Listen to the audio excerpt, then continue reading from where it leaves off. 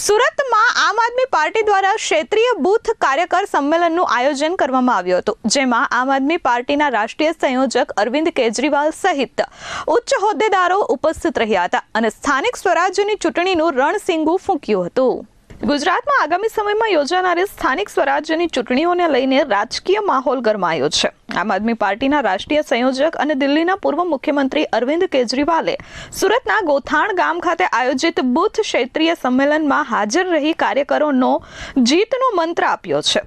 રાજ્યમાં ચૂંટણીલક્ષી રણનીતિના વિધિવત શ્રી ગણેશ પણ કર્યા હતા. કાર્યક્રમ દરમિયાન આપના નેતાઓએ શાસક પક્ષ ભાજપ પર આકરા પ્રહારો કર્યા હતા. ખાસ કરીને CR પાટીલ અને હર્ષ સંઘવીને નિશાને લેતા કેજરીવાલ અને અન્ય નેતાઓએ અનેક સવાલો ઉઠાવ્યા હતા. શિક્ષણ, આરોગ્ય અને ભ્રષ્ટાચાર જેવા મુદ્દાઓ પર ભાજપ સરકારને ઘેરી હતી. ગોપાલ ઇટાલિયાએ સ્પષ્ટ કર્યું હતું કે આગામી સ્થાનિક સ્વરાજ્યની ચૂંટણીમાં આમ આદમી પાર્ટી પૂરી તાકાત સાથે મેદાનમાં ઉતરશે. ગુજરાતની જનતા હવે પરિવર્તન ઈચ્છે છે અને તેની શરૂઆત સુરતથી થઈ ગઈ છે. आज हम यहाँ सूरत में बैठे हैं. पिछले साल बरसात के टाइम में सूरत पूरे देश के अंदर सूरत की तस्वीरें टीवी पे आ रही थी.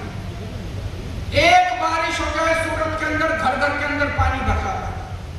बाढ़ आ जाती है सूरत के अंदर.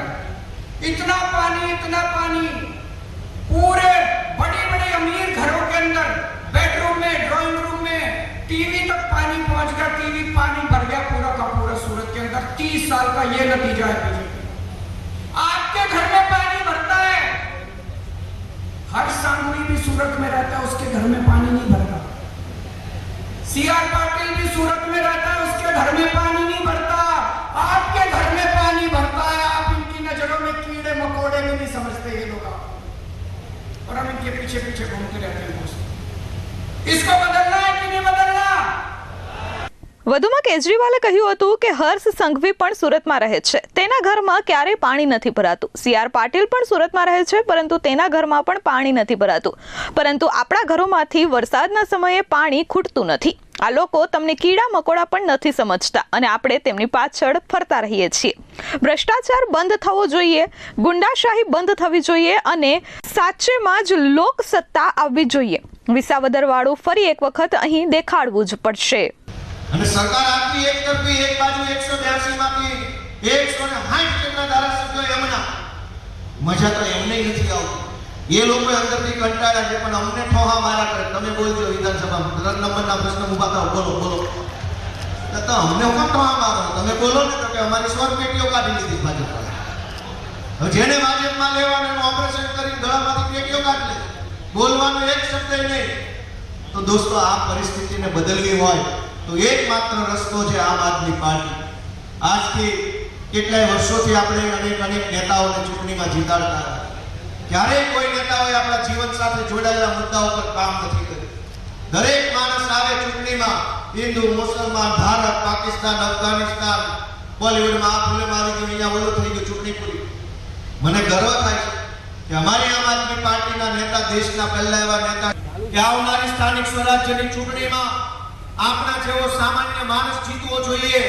રૂપિયાના જોર ઉપર ચૂંટણીમાં ઉભો રહેલો વ્યક્તિ ન જીતે, બાહુબલી માણસ ન જીતે, પણ મારા તમારા જેવો ગરીબમાં ગરીબ ઘરનો છોકરો જો આમ આદમી પાર્ટીમાંથી ફોર્મ ભરી દે તો એક વ્યક્તિએ જવાબદારી લઈ વોટ આપી અપાવીને જીતાડવાની જવાબદારી આજથી અહીંથી લઈને જવાનું છે મિત્રો.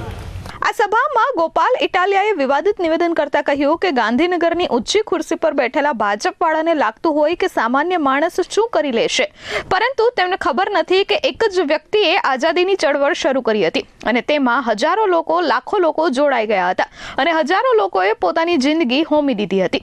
આઝાદીની લડાઈથી લઈ અને આમ આદમી પાર્ટી સુધીની લડાઈના અનેક દાખલાઓ આપણી નજર સમક્ષ છે. જે દિવસે આપણા જેવા સામાન્ય માણસો, અને તમે જુઓ ત્યાં ચેતરભાઈ ને મારી જેવા સામાન્ય માણસો ધારાસભ્ય બન્યા, તો મજા આવે છે કે નહીં? કયો છે, મજા આવે છે કે નહીં? હજુ તો 2 મહિના છે તો આટલી મજા આવે, તો 102 બને તો કેવી મજા આવે? દોસ્તો, સામાન્ય પરિવારના છોકરાઓ જે દિવસે રાજનીતિમાં તમારા મતથી સફળ થશે ને, ત્યારે આખું ગુજરાત કિલ્લોલ કરતું છે, આનંદ કરતું છે, મજા કરતું છે. એવો માહોલ આમ આદમી પાર્ટી બનાવવા માટે આગળ વધી રહી છે. Bureau report S24 news, Surat.